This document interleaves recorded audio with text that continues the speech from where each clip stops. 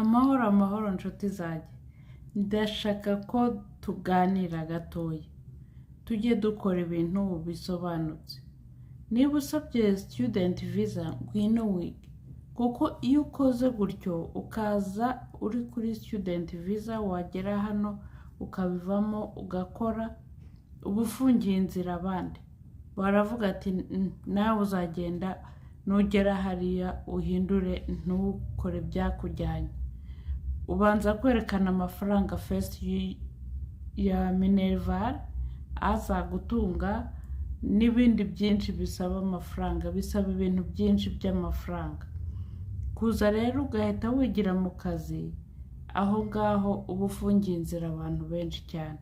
Twemere tuvugishe ukuri, tube abantu b'abanyakuri, apana baca inzira zidasobanutse.